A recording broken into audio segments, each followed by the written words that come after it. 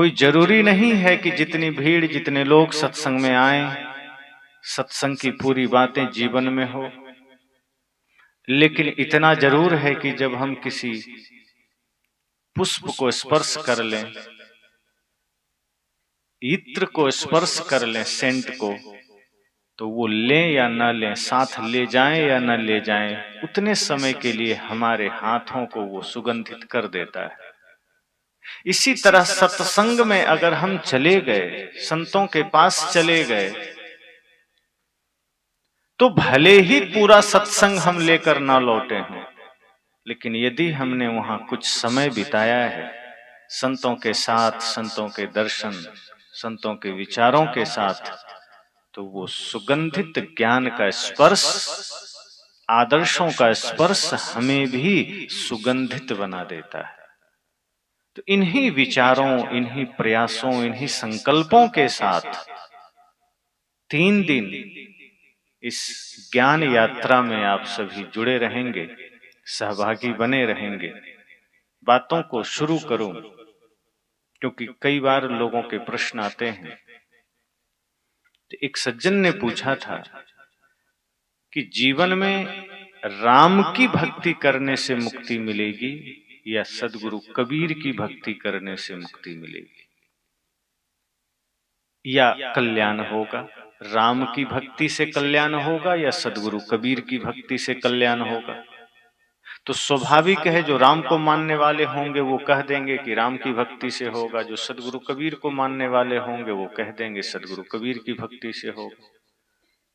लेकिन जो विवेकी हैं, जो सदगुरु कबीर को सही अर्थों में समझते हैं, वो कहेंगे कि दोनों की भक्ति से कल्याण नहीं होगा। तो कैसे होगा? मान लो कोई राम की भक्ति कर रहा है और कह दें कि कल्याण नहीं होगा, तो फिर राम की भक्ति झूठी हो गई। कोई कृष्ण की भक्ति कर रहा है, हम सब सदगुरु कबीर की भक्ति कर रहे हैं, अगर कल्याण ही ना होगा, मुक्ति ही ना मिलेगी, तो भक्ति करने का अर्थ क्या हुआ? बात साफ है कि नाम चाहे राम का हो, नाम चाहे सदगुरु कबीर का हो, नाम से भक्ति नहीं होती, नाम से कल्याण नहीं होता। कल्याण होता है उनके दिए हुए संदेशों पर चलने से। जो राम का आदर्श है, अगर कोई राम भक्त उस पर चलता है तो उस पर चलकर वो मुक्ति पा सकता है या कल्याण कर सकता है। मुक्ति तो मुश्किल है। राम जी के आदर्शों पर चल करके व्यवहारिक जीवन को मधुर बनाया जा सकता है। मुक्ति पानी हो तो सदगुरु कबीर के विचारों को जीवन में उतारना पड़ेगा, क्योंकि दोनों में भेद है। राम जी का पूरा जीवन व्यवहारिक जगत को सुंदर स्वर्ग बनाने के लिए बहुत उचित है, उच्च आदर्श है, लेकिन उससे भी पार मुक्ति की अवस्था है, और वहां अगर पहुंचना है तो सदगुरु कबीर का वह निर्भ्रांत ज्ञान चाहिए, जो व्यवहारिक आध्यात्मिक पक्ष के सारी गंदगी को बाहर कर देते हैं, जो सबको साफ सुथरा करके ज्ञान की छलनी में छान करके मोक्ष की अवस्था तक पहुंचा देते हैं। तो बात यह है कि न राम की भक्ति से मुक्ति मिलेगा, न सदगुरु कबीर की भक्ति से मुक्ति मिलेगा। लेकिन आज पूरा संसार सिर्फ इसी में भाग रहा है कि राम की भक्ति कर लें, राम का नाम ले लें, राम की पूजा कर लें तो मुक्ति मिल जाएगी, और यही समझाने वाले लोग हमें मिल गए। छत्तीसगढ़ तो इसमें सबसे आगे है, जहां रामायण की कथा सबसे ज्यादा होती। मुझे लगता है पूरे भारतवर्ष में सबसे ज्यादा रामायण का कथा, बल्कि अयोध्या से भी ज्यादा यहीं होता हो। जगह जगह जाता हूं मैं, देखता हूं। तो बात कथाओं की नहीं है, अच्छी कथाएं होनी चाहिए। मैं मानता हूं कि जो राम कथा भी करते होंगे तो कोई गाली नहीं देते हैं, और न तो कोई उल्टी सीधी बात बताते हैं, समाज को नशा दुर्व्यसन से मुक्त का ही मार्ग देते हैं। पर अंततः मुक्ति का मार्ग क्या है? अंततः पारिवारिक जीवन में स्वर्ग और समरसता का मार्ग क्या है? पारिवारिक जीवन को सुखमय बनाना हो, सामाजिक जीवन को सुखमय बनाना हो, तो राम की कथा पर्याप्त नहीं है, राम के आदर्श उतरने चाहिए। हम राम की चाहे जितनी कथा कर लें, हम सदगुरु कबीर की भी कथा कर लें, क्या हो जाएगा? सदगुरु कबीर ने कहा है ना, पंडित बाद बदे सो झूठा, राम के कहे जगत गति पावे, खाण कहे मुख मीठा। सदगुरु कबीर कहते हैं कि बोलने से सब कुछ हो जाता, तो खाण खाण कहने से, शक्कर शक्कर कहने से मुख मीठा हो जाता। लेकिन शक्कर कहने से मुख मीठा नहीं होता, किसी का नाम लेने से मुक्ति नहीं मिलती, किसी का भजन करने से मुक्ति नहीं मिलती, किन्हीं के बताए हुए रास्ते पर चलने से मुक्ति मिलती।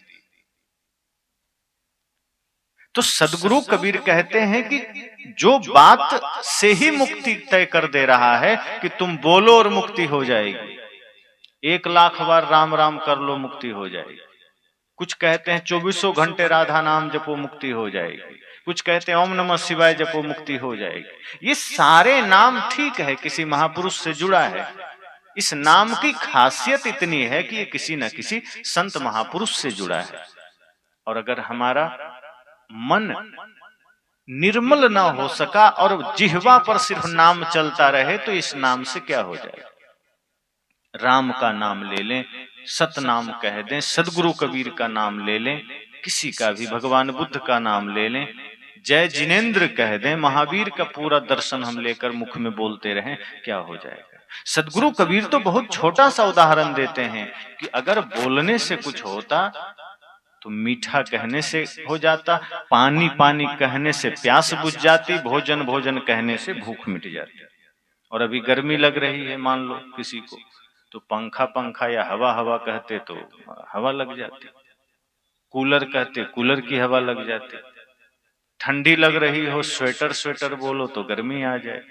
सदगुरु कहते हैं यही खेल है संसार का, कि हम समझ नहीं पाते कि भक्ति जीवन में उतरे तब बात बनती है। ऐसा नहीं है कि बस बाहर बाहर करते जाओ मुक्ति मिल जाएगी। सदगुरु कबीर का सत्संग हमें केंद्र से जोड़ता है, वो हमें परिधि में नहीं रखते कि बाहर पूजा तप हवन आदि में सीमित हो जाओ।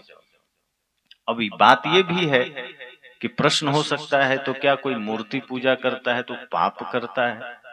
कोई नाम जपता है तो क्या गलत करता है? कोई गंगा नहाता है तो क्या गलत करता है? सदगुरु कबीर के विचारों को जब आप पढ़ेंगे तो आप पाएंगे कि गलत वो भी नहीं है, पर वो आरंभिक सीढ़ी है और वहीं रुक जाना गलत है।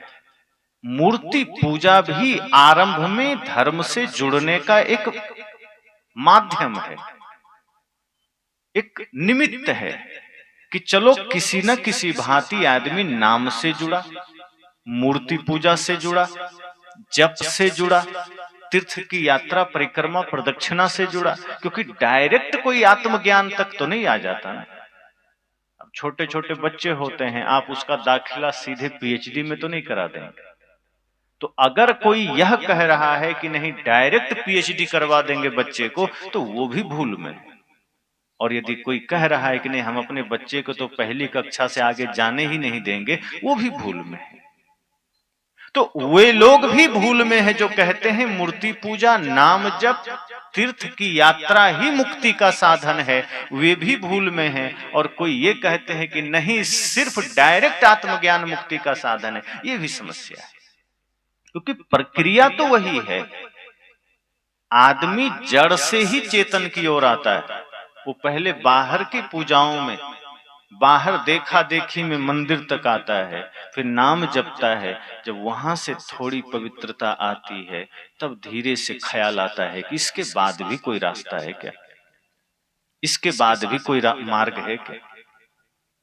कुछ चल लेंगे तभी तो अगला रास्ता दिखेगा। अब जैसे छत पर जाना हो, पहली सीढ़ी पर जब आप पैर रखते हैं तब आपको लगता है हाँ इसके बाद दूसरी, फिर तीसरी, फिर चौथी। अब कोई आदमी कहने पहली दूसरी तीसरी पर पैर नहीं रखना है, हम डायरेक्ट छलांग छत पर लगा देंगे, तो कोई एथलीट्स होगा तो वो हो सकता है लगा दे, पर आप सब हम सब ट्राई करके देखें तो हाथ पर तोड़वा लेंगे।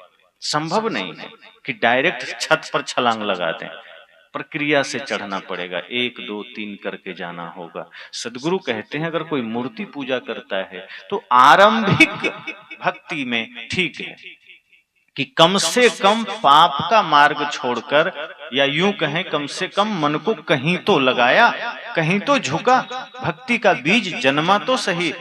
अगर भीतर भक्ति का बीज जग गया है, भीतर भक्ति का बीज आ गया है, तो उसे सही दिशा दिया जा सकता है। पर अगर नहीं है, कोई एकदम नास्तिक है, तो उसको तो कहीं नहीं जोड़ा जा सकता। कहते हैं ना कि एक बार एक आदमी रामकृष्ण परमहंस के पास गया, उसने कहा मैं परमात्मा को जानना चाहता हूं। तो उन्होंने कहा तुमने कभी प्रेम किया है? कहना ना, ये सब बहुत चीजों से मैं दूर रहता हूं। तो रामकृष्ण ने कहा कि फिर से मैं पूछता हूं, सोच लो, विचार लो, क्या तुमने कभी किसी से प्रेम किया है?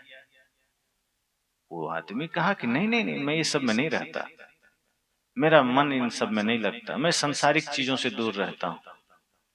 रामकृष्ण जी ने कहा मैं आखिरी बार पूछता हूं कि याद करो, दिमाग पर जोर डालो, किसी से कभी प्रेम हुआ है? कहा नहीं हुआ। कहा तब तुम परमात्मा को नहीं जान सकते। कहा ये क्या बात है? कहा प्रेम उस बीज की भांति है, जो बीज अभी कहीं यूं ही वीरान में पड़ा है, बंजर भूमि में पड़ा है, खेत में नहीं गया है, वो घर में ही पड़ा है। पर वो बीज होना तो चाहिए, बीज होगा तभी तो वृक्ष बने। बीज हो तो वृक्ष हो सकता है, बीज ही नहीं है तो वृक्ष कैसे होगा? अगर कोई भी सांसारिक प्रेम भी तुम्हारे हृदय में जन्म लिया होता, तो उसको दिशा देकर के परमात्मा का प्रेम बनाया जा सकता था, उसको परमात्मा ही हुआ जा सकता है। लेकिन जब वो छोटा सा प्रेम भी तुम्हारे हृदय में नहीं है, तो तुम परमात्मा को कैसे जानोगे? क्योंकि प्रेम ही परमात्मा तक पहुंचने का मार्ग है।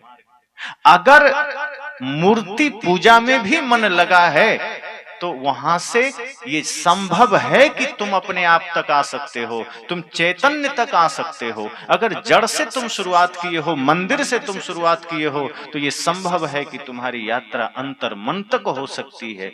लेकिन अगर तुम मंदिर से भी दूर हो, तो डायरेक्ट स्वयं को कैसे जान सकते?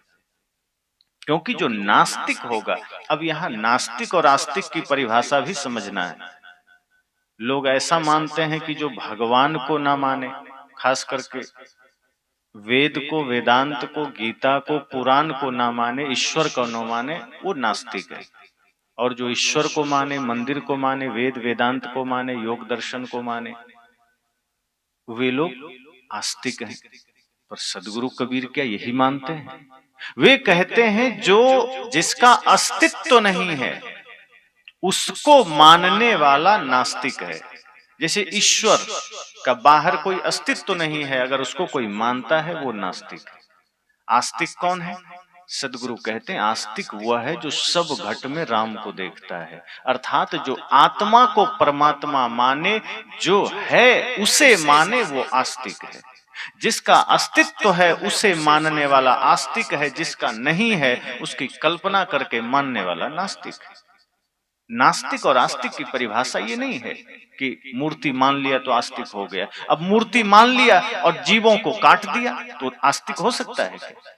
अब मूर्ति में भगवान मान लिया और बकरे के पर छुरी चला दिया, तो जिसको मूर्ति में भगवान दिखा, बकरे में नहीं दिखा, तो आस्तिक कैसे हो गए? तो आस्तिक वह है जो आत्मा, अपने सरीखे आत्मा सब में देखे, जहां सब घट उसको साईं नजर आवे, वो आस्तिक है। जो है, जिसका अस्तित्व है, उसको वैसा ही माने, जो सकारात्मक जीवन जिए, वो आस्तिक है।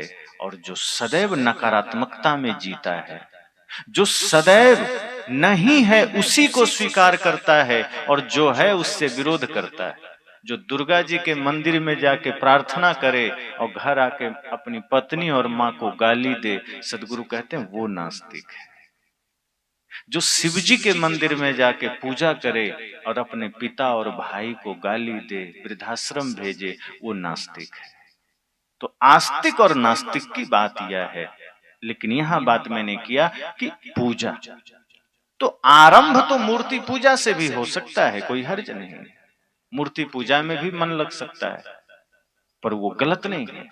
पर अगर वहीं रुक गए, अब कोई एक जगह एक भक्त मिले, उन्होंने कहा कि हम अभी शिव जी की पूजा करते हैं, क्या सही है या गलत है? हमने कहा कि अगर अभी सही लग रहा है करते रहो, पर पूजा तब सही हो जाएगा जब तुम सब में शिव को देखने लगोगे। अगर पड़ोसी से, माता पिता से, भाई से तुम्हें ईर्ष्या है, बैर है, तुम एक दूसरे से लड़ाई झगड़ा करते हो, तो शिव की चाहे जितनी पूजा करो, अभी वो पूजा पाखंड है।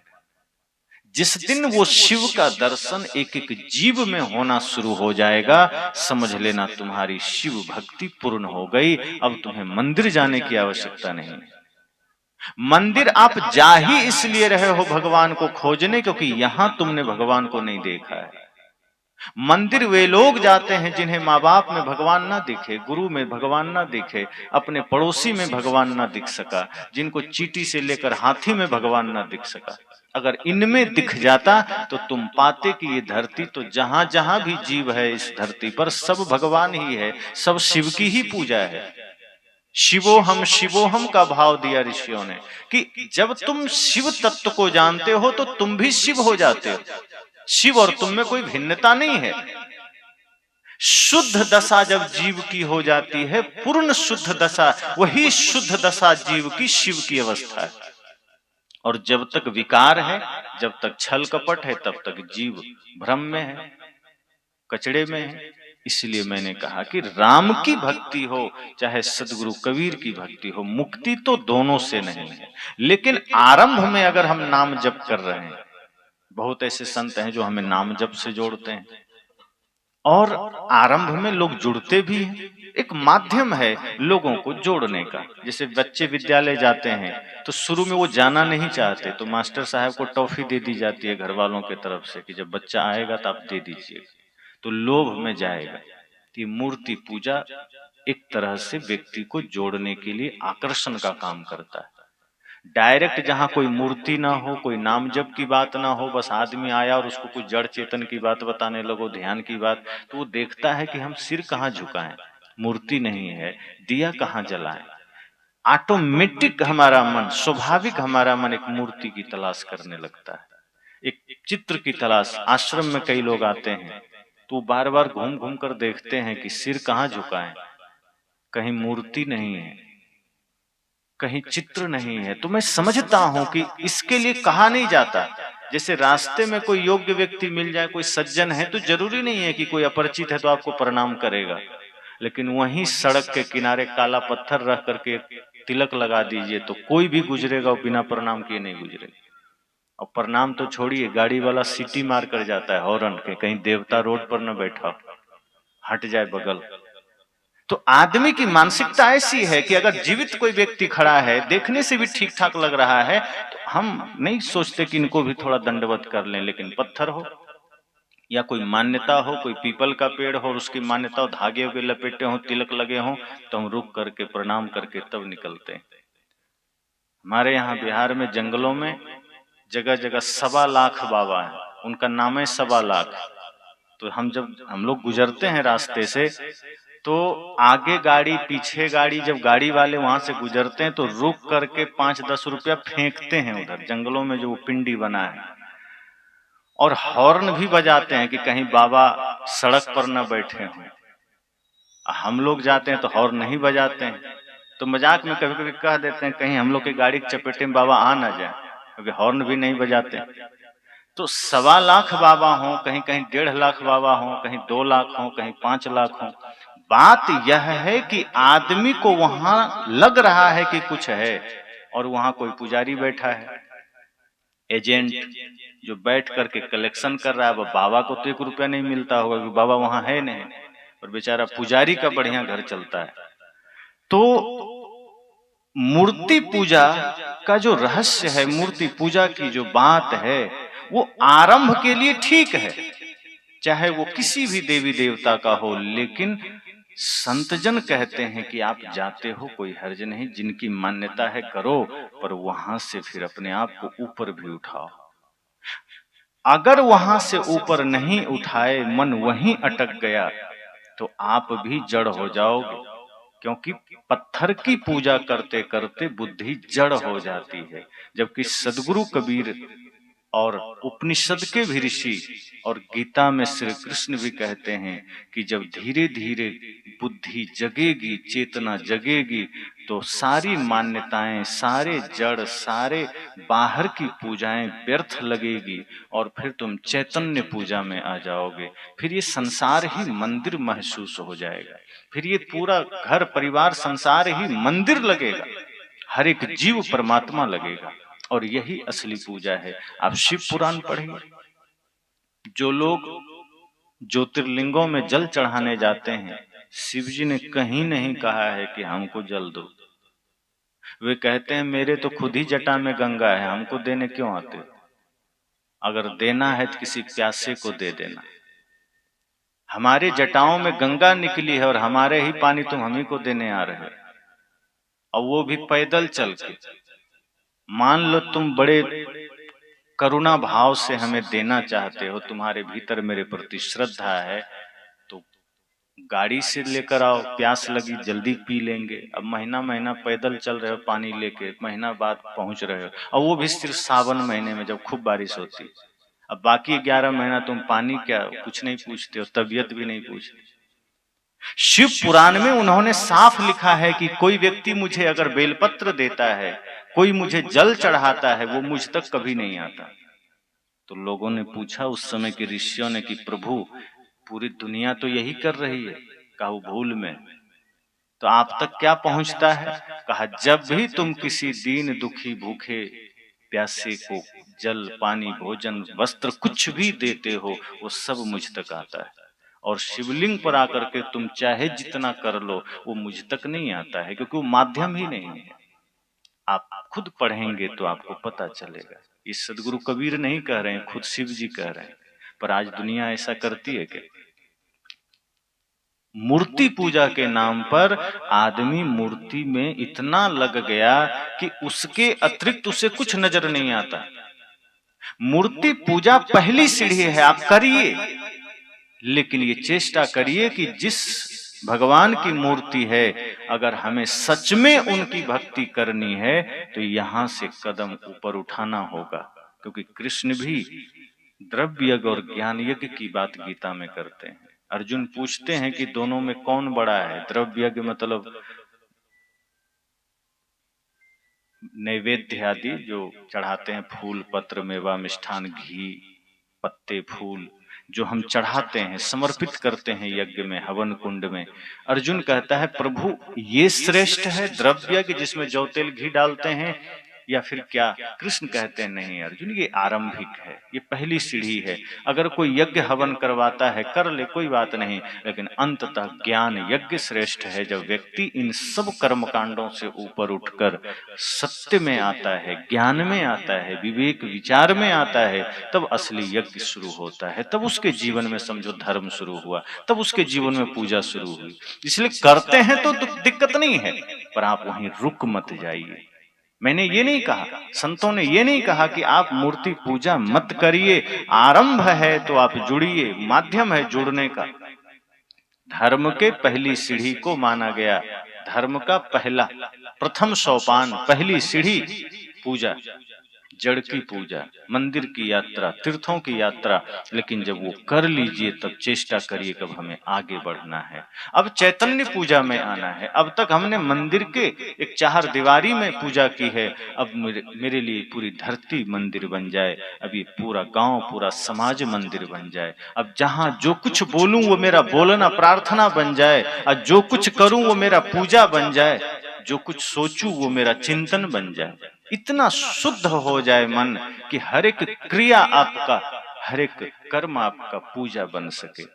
तो जब इस तरह से जीवन में आप आगे बढ़ेंगे तो क्या होगा कि राम की पूजा नहीं, फिर राम का आदर्श, जो राम की करुणा है, जो राम की मर्यादा है, जो राम का संदेश है, वो जीवन से जुड़ेगा। फिर आप अपने भाई में ही राम का दर्शन करेंगे, फिर अपने पड़ोसी में ही आप अपने मित्र के रूप में उसे देखेंगे, दुश्मन नहीं देखेंगे। जैसे अभी किसी से ईर्ष्या हो गई, भाई से बंटवारा कर लिए, एक तरफ राम की पूजा भी चल रही हो, तो कितना विरोधाभास लगता है कि एक तरफ राम की पूजा है, दूसरी तरफ भाई से झगड़ा है।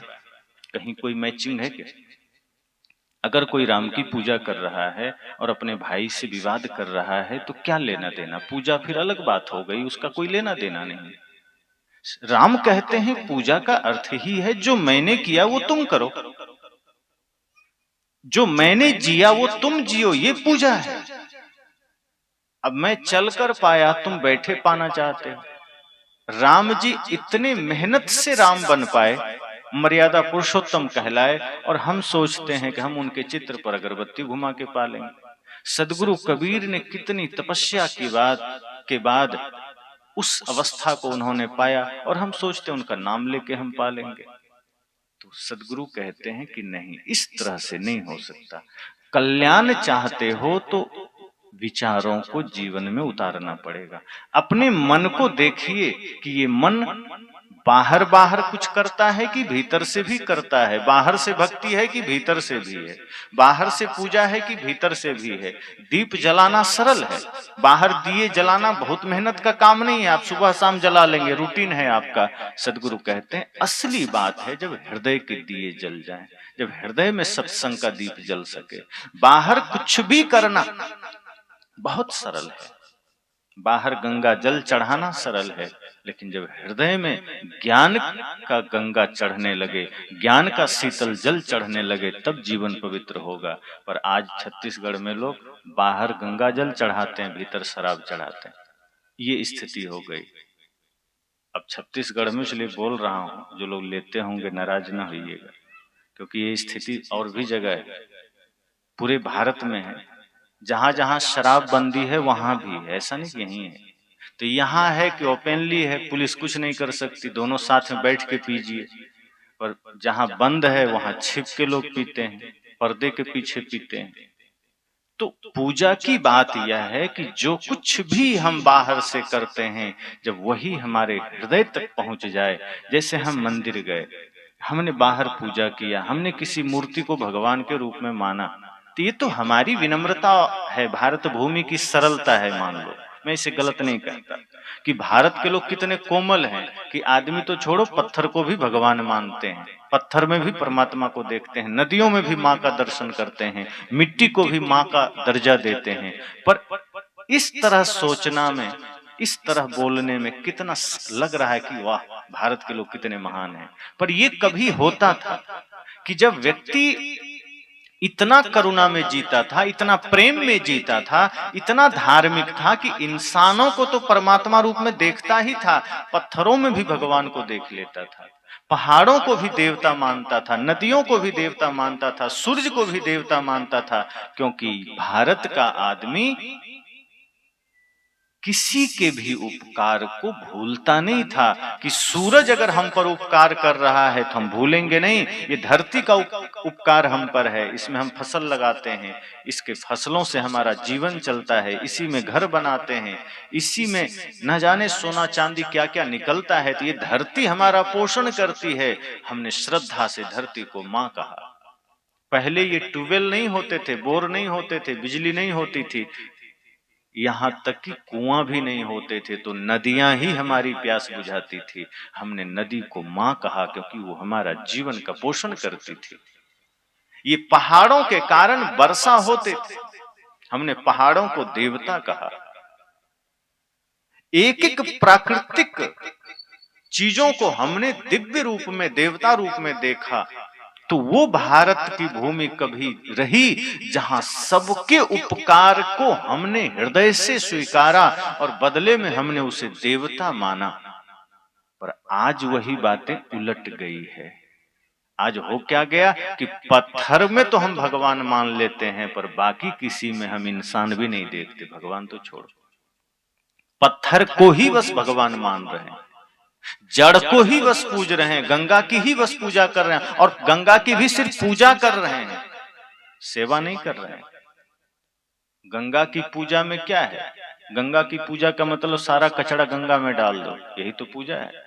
सारी गंदगी गंगा में डाल दो, शहर का सारा नाला गंगा में जाके उतार दो, फूल पत्ती दुनिया भर के कचड़े सब गंगा में डाल दो, गोदावरी में डाल दो, यमुना में डाल दो। यमुना नदी तो इतनी गंदी हो गई कि वो बगल से गुजरो तो नाक पर रुमाल रखना पड़ता है। ये कौन लोग हैं? तो आज हमने सिर्फ पूजा है, उनकी मर्यादा नहीं रखी है। अगर हृदय पवित्र होता तो हम नदियों की मर्यादा रखते कि ये हमारे लिए जीवन दायिनी है। अगर नदियां दूषित हो गई तो हो सकता है आने वाला समय में ये देश जल संकट से जूझेगा, क्योंकि पूरी धरती पर पीने वाला पानी बहुत कम है। शुद्ध जल, मीठा जल जो कहते हैं, ज्यादातर खारा जल है। और हम नदियों की पूजा करने में व्यस्त हैं, नदियों की मर्यादा नहीं करते हैं, इस धरती की मर्यादा नहीं करते हैं। खाद डाल डाल के आज हमने इस धरती को दूषित बना दिया है। हम अपने पूर्वजों से कहाँ सीखते हैं? अंग्रेज आए, टेक्नोलॉजी तो ले आए, लेकिन हमारे खोपड़ी में गोबर भी भर दिया। खेत में डालना था तो गोबर खोपड़ी में डाल दिया और खाद को खेत में डलवा दिया कि ये केमिकल वाला खाद डालो, खूब फसल होगा। अब समस्या ये है कि आज हमारा हर चीज गुलाम हो गया। आप लोग अपना बीज भी घर में तैयार नहीं कर सकते, पहले घर में तैयार होता था। अब विदेशी कंपनियों का ऐसा जकड़न आया है कि हर एक बीज अब आप स्वतंत्र नहीं है, अब सब बीज आपको खरीदना पड़ता है।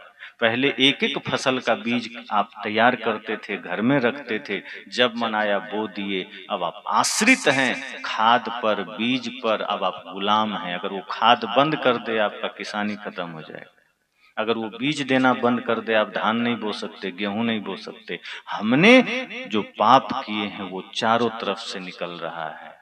हमने जो लालच किया है, ये भारत भूमि ने जो लालच को धारण किया है, इस वजह से धरती दूषित हुई, वायुमंडल दूषित हुआ। और लालच में हमने पेड़ कटवा दिए। आज सरकार पेड़ का लाइसेंस दे दिए। जिस जंगल को वन देवी कहा गया, राम जी भी प्रणाम करते हैं, एक समझ लो कि एक प्रतीक है कि जंगल से हमें शुद्ध ऑक्सीजन मिलता है, जंगल वर्षा का कारण बनता है। तो जंगल को भी हमने प्रणाम किया। और आज देखो आपके छत्तीसगढ़ में हंसदेव जंगल का कितना मामला चला, रुका कि कट रहा है? कट रहा है। सोचिए कि जो जंगल हमारे जीवन के लिए अमृत है, प्राणवायु है, आज वो किस लिए कट रहा है? ताकि लोग अपना कॉलोनी बना सकें, उन पेड़ों से सिगरेट बना सकें, कागज बना सकें। 10 साल पहले का आंकड़ा था, हर वर्ष 14 करोड़ पेड़ कट जाते हैं सिर्फ सिगरेट बनाने के लिए। वर्तमान का मुझे पता नहीं, श्री राजू दीक्षित जी को मैंने सुना था पहले ही, तो उन्होंने ही आंकड़ा दिया था कि 14 करोड़ शायद पेड़ कट जाते हैं सिर्फ सिगरेट के लिए। एक छोटी छोटी बातें हैं कि पूजा और हमारे जीवन दर्शन में कितनी भिन्नता है कि जिस जंगल को हम देवता मान रहे हैं, जिसको हम जीवन के लिए अमृत मान रहे हैं, आज हम उसके लिए क्या कर रहे हैं? जिस गंगा को हम मां मान रहे हैं, हम पूजा करके मुक्ति पाना चाहते हैं, आज हमने उसे इतना दूषित कर दिया है कि वहां खड़ा होना, नहाना मुश्किल होता है। और जिस विदेश में कोई पूजा, कोई पाखंड नहीं है, उन देश की नदियों के पानी को आप पियो, फिल्टर से भी फिल्टर है, क्योंकि वो लोग सफाई स्वच्छता रखते हैं, वो लोग अनुशासन रखते हैं, मर्यादा रखते हैं। कोई आकाशीय पिंड नहीं मानते, कोई बाहर भगवान नहीं मानते। पर आज हमने बाहर की भक्ति के कारण भीतर के जीवन को दूषित कर लिया।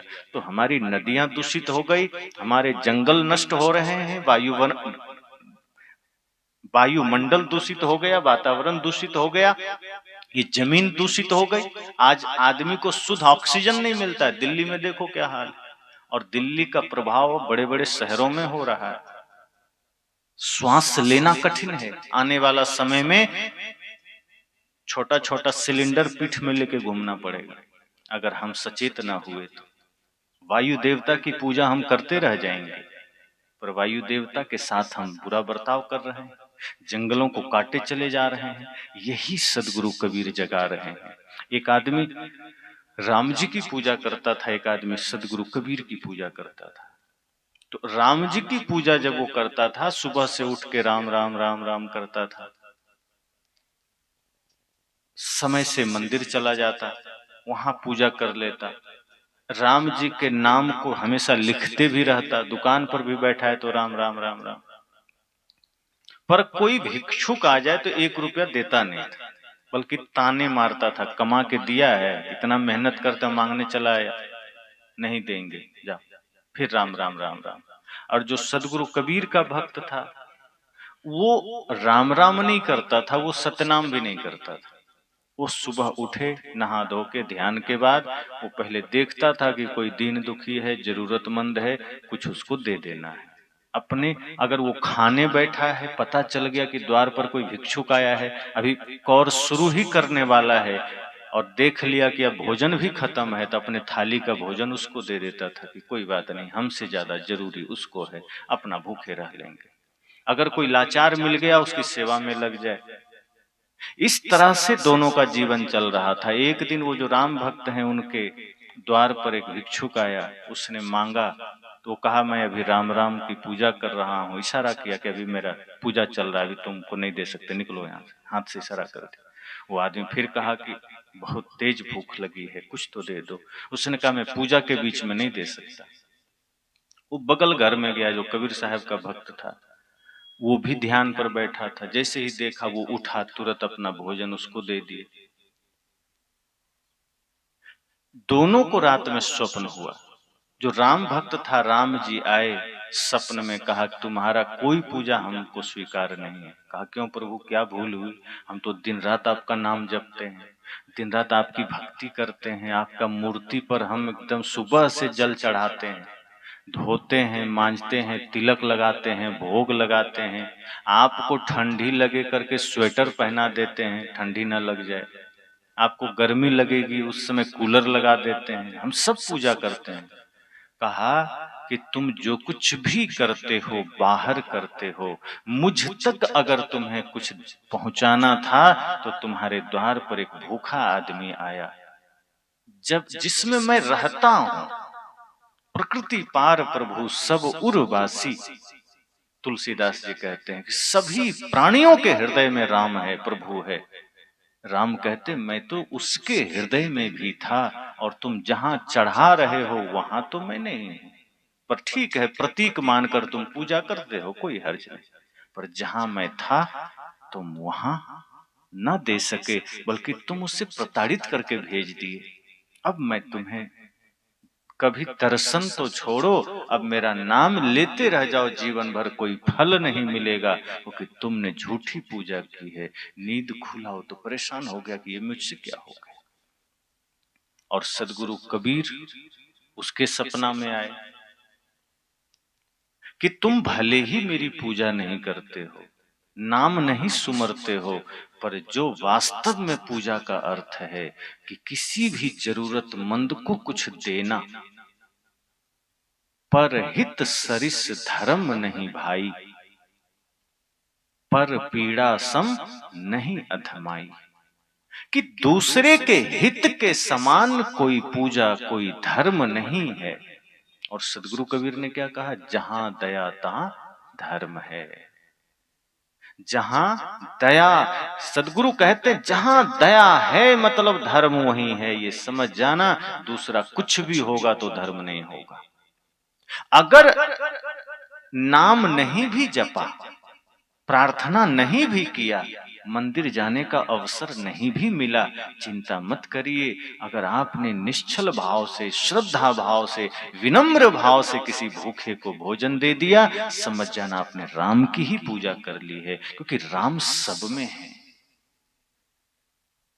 कहत सकल घट राम में, तो खोजत कही काज, तुलसी यह कुमति सुन उर आवत अतिलाज।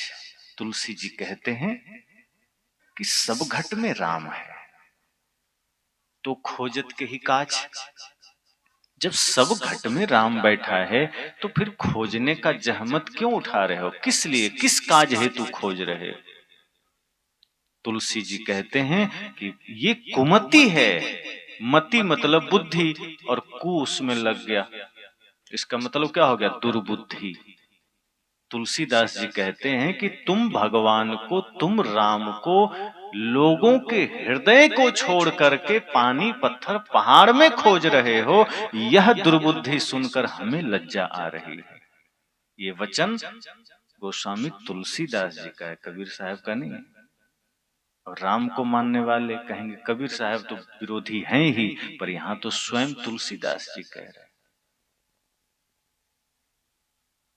इसलिए मैंने कहा कि बाहर जो कुछ भी हम करते हैं उसमें भी हमारी स्थिति ठीक नहीं है। हम नदी की भी पूजा कर रहे हैं तो नदी की मर्यादा का नहीं ध्यान रखते, धरती की ही उपासना कर रहे हैं तो धरती की शुद्धता का ध्यान नहीं रखते, वायु की उपासना कर रहे हैं, अग्नि की उपासना कर रहे हैं, हम सबको हमने दूषित कर दिया है। गंगा को दूषित किया, धरती को दूषित किया, वायुमंडल को दूषित किया, जंगल को दूषित कर दिया।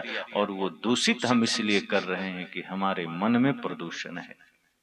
और जिस दिन मन का प्रदूषण, मन का दूषण मिटेगा, तब सब कुछ भूषण से भर जाएगा, शुद्धता से भर जाएगा।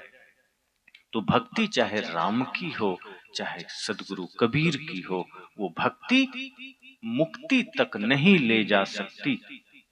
मुक्ति तक जाना है तो जो राम ने जिया है, जो राम ने जी कर दिखाया है, जो राम के आदर्श हैं, वो जीवन में उतारना होगा। और जो संदेश सदगुरु कबीर ने दिया है, वो संदेश जीवन में उतारना होगा। पाखंड का विरोध सदगुरु कबीर ने किया, छल कपट से रहित जीवन जीने का संदेश सदगुरु कबीर ने दिया, अंधविश्वास से दूर करना चाहा, ग्रह लगन मुहूर्त दिशा सूल से हमें मुक्ति दिलाना चाहा। आज हमारा देश ग्रह लगन मुहूर्त में उलझा है, दिशाशूल में उलझा है। सदगुरु कहते हैं अगर मन शुद्ध हो तो मन की शुद्धि में इतना बल है कि तुम जो कुछ भी करोगे वो पूजा से ही, पूजा से बेहतर होगा, पूजा के समान होगा। अगर मन गंदा है तो अयोध्या में बैठे रहो, क्या पूजा हो जाएगी? हम सब यहाँ हैं, अयोध्या में क्या कम लोग हैं? 10-20 लाख से कम नहीं होंगे, ज्यादा ही होंगे। तो क्या आप मानने को तैयार हैं कि अयोध्या में अगर 20 लाख लोग हैं तो सभी राम भक्त हैं? अभी तो छोड़ो, राम जी के समय भी मंथरा वहीं थी, कुछ हुआ? राम के साथ रहकर भी मंथरा रह गई, बुद्धि हरण करने वाली, कुमति देने वाली। तो सोचो कि राम के साथ या राम के नगर में रहने से कुछ नहीं होता है, भीतर निर्मलता लाने से भक्ति जागृत होती। विभीषण जी तो लंका में थे, जहां रावण सिर्फ पाप का ही काम करता था, चारों तरफ पाप पाप पाप। कोई बकरा खा रहा है, कोई भैंसा खा रहा है, कोई मदिरा पी रहा है, कहीं व्यभिचार हो रहा है, कुदृष्टि हो रही है। उस बीच में रहकर विभीषण जाग गए थे। तो जिसका हृदय राम को स्वीकार कर लेगा, जो अपने हृदय में राम को बसा लेगा, उसके सारे कृत्य राम जैसे हो जाएंगे। और जो अपने हृदय में रावण को बसा के रखेगा, वो छल करेगा, कपट करेगा, व्यभिचार करेगा, नशा करेगा, मदिरा मांस का सेवन करेगा, पर स्त्री पर कुदृष्टि करेगा, और पर स्त्री तो छोड़ो, अपने माँ बाप गुरु को भी लात मारेगा। और वही आज समाज में घटित हो रहा है। तो समझो कि राम की पूजा से बात बनेगी या राम के आचरण से बात बनेगी। राम के आचरण से समाज का परिवर्तन होगा, सदगुरु कबीर के ज्ञान से समाज में परिवर्तन होगा। जब दोनों के व्यवहारिक पक्ष को आप देखेंगे तो अंततः जो राम आदर्श दे रहे हैं, जो सदगुरु कबीर आदर्श दे रहे हैं, व्यवहारिक पक्ष में दोनों सेम हैं। और राम जी कहीं भी नहीं कहते हैं कि मेरी पूजा करोगे तो मुक्ति मिलेगी। वो तो यहां तक शबरी माता को भी अगर शिक्षा दे रहे हैं तो कहीं कहते ही नहीं है कि तुम मेरा संग कर लो, मेरी भक्ति कर लो, मुक्ति पा जाओगे। माता शबरी ने इतना पूछा कि प्रभु कुछ ज्ञान दे दो, तो राम जी ने कहा भी तो क्या कहा, प्रथम भक्ति संतन कर संगा। ये राम जी की उदारता है। उन्होंने नहीं कहा कि मेरे मंदिर में आके बैठ जाना, मेरा नाम ले लेना तो बात बन जाएगी। कहा नहीं, संत का संग करना। संत मतलब जिसका स्वभाव शांत है, जो निर्भ्रांत जीवन जीता है, जो पूर्ण निर्मल जीवन जीता है, जिसके जीवन में तप है, ज्ञान है, वैराग्य है, जो समस्त साधनाओं से संपन्न है, ऐसे संत का संग करोगे बात बन जाएगी, फिर कहीं जाने की जरूरत नहीं। इसी बात को सदगुरु कबीर कहते हैं, गुरु गोविंद दो खड़े काके लागू पाए, बलिहारी गुरु आपने गोविंद दियो बताए।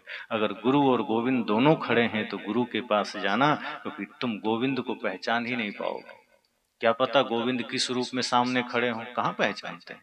हम कितने लोगों से दुर्व्यवहार कर लेते हैं, पता है गोविंद किस रूप में आ जाए। तू कभी किसी का दिल न दुखाना, क्या पता राम मिल जाए कब और किस रूप में मिल जाए। हो सकता है कुत्ता रूप में सामने आकर हम डंडा मार दें, आंखें तो है नहीं कि हम पहचान सके। चींटी रूप में सामने और हम डंडा मार दें या पैर से मसल दें, डंडा की भी जरूरत नहीं। बैल रूप में आ जाए, गाय रूप में आ जाए, किसी भिक्षुक के रूप में आ जाए, किसी वृद्ध के रूप में आ जाए, किसी मनुष्य के रूप में आ जाए, हम कैसे पहचानेंगे। सदगुरु कहते हैं बलिहारी गुरु आपने गोविंद दियो बताए, क्योंकि गोविंद से परिचय भी गुरु ही कराते हैं।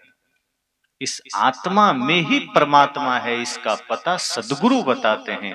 इसलिए प्रथम भक्ति संतन कर संग। तो राम की भक्ति, कबीर की भक्ति से मुक्ति नहीं मिलेगी।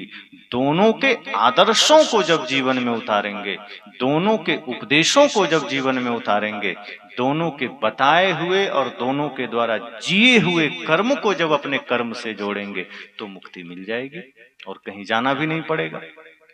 सदगुरु कबीर तो कहते हैं यह मन तो शीतल भया जैसे गंगा नीर, अब पीछे पीछे हरि फिरे कहत कबीर कबीर। वे कहते हैं कहीं जाना है। सदगुरु कबीर की तो बातें निराली है।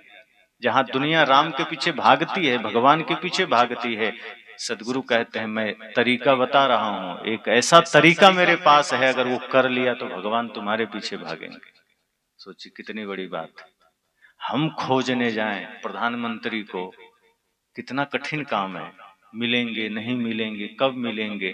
और सदगुरु कबीर कहते हैं मैं ऐसा सूत्र दे रहा हूं कि प्रधानमंत्री तुम्हें खोजते हुए यहां आएंगे, तुम्हें कहीं जाने की जरूरत नहीं। कान में तेल डाल के सो जाओ अपने कमरे में, खुद प्रधानमंत्री रूम तक आ जाएंगे।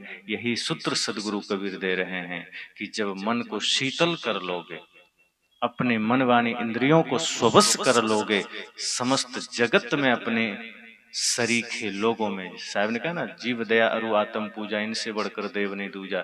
जब अपने सरीखे आत्माओं में तुम राम को देखने लगोगे तो पीछे पीछे हरि फिरे, फिर वो हरि तुम्हारे द्वार तक खुद चलकर आ जाएंगे। पात्र बन गए तो पात्र में खुद राम का आगमन हो जाएगा। सदगुरु कबीर कहते हैं तुम्हें दौड़ने की जरूरत नहीं है, भागने की जरूरत नहीं है, हृदय को पात्र बनाने की जरूरत है। जिस दिन ये हृदय पात्र बन गया, वो पवित्रतम से पवित्रतम पात्र में ही राम का आगमन होता है, महापुरुषों संतों गुरुजनों का आगमन होता है। पात्र गंदा हो तो उसमें फिर राम नहीं आया करते, उसमें फिर रावण आया करते हैं। इसलिए मैंने कहा भक्ति, भक्ति का अर्थ जो शब्द, जो शास्त्र, जो ज्ञान संतों ने दिया है उस पर चलने का नाम है। भज धातु है, तीन प्रत्यय है, इसका अर्थ होता है सेवा। तो पहली बात तो जो हम ये सोचते हैं कि हम दिया जला लिए तो भक्ति हो गई, ये बात यहीं कट गई। भक्ति का अर्थ है सेवा, व्याकरण की दृष्टि से। अब जब अर्थ ही सेवा है तो हम भक्ति में सेवा करते हैं, और सेवा का अर्थ जो संतों ने, सदगुरुओं ने हमें मार्ग दिया है उस पर चलना। तो इस प्रथम सत्र में यही दो सूत्र पर चर्चा कि राम की भक्ति से या कृष्ण कबीर की भक्ति से मुक्ति मिलेगी। तो इसका अर्थ यह है कि राम हो, कृष्ण हो, कबीर हो, किसी की भक्ति या किसी के नाम से मुक्ति नहीं मिलती, न मिलेगी। उनके द्वारा बताए गए सूत्र, उनके द्वारा दिए गए ज्ञान, उनके द्वारा स्थापित की गई मर्यादा और आदर्शों पर चलकर मुक्ति मिलेगी। क्योंकि चलकर पाया जाता है, बैठे बैठे नहीं मिलता, लेटे लेटे नहीं मिलता, फ्री में नहीं मिलता। कुछ श्रम करना पड़ता है, कुछ तपस्या करनी पड़ती है, कुछ यात्राएं करनी पड़ती है। और जो संत गुरुजनों ने जो मार्ग हमें दिया है, जो महापुरुषों ने हमें मार्ग दिया है, उस मार्ग का अनुसरण करके हम मुक्ति पा सकते हैं, वरना कोई रास्ता नहीं। फिर तो हम यहाँ अपने मन को धोखा देते रहेंगे, स्वयं को धोखा देते रहेंगे कि हमने पूजा कर लिया, हमने प्रार्थना कर लिया, मिलेगा कुछ नहीं, कोलाहल बना रहेगा। और इसके आप सब ज्यादा अनुभवी हैं, इतनी पूजा के बाद भी मन शांत नहीं होगा। कुछ क्षण के लिए मन शांत हो गया, कभी राम राम राम कर लिए, सतनाम कर लिए, थोड़ा देर के लिए मन शांत हुआ, लेकिन लंबे काल तक शांति नहीं मिलती। वही अतृप्ति का भाव है, कुछ खाली खाली सा मन में होता है कि कुछ तो है जिसकी कमी है, कुछ तो है जो अभी तक पाया नहीं। और वो वही है आत्म शांति, जो कि गुरुजनों के बताए हुए मार्ग पर चलकर मिलेगा। अभी इतना ही कहकर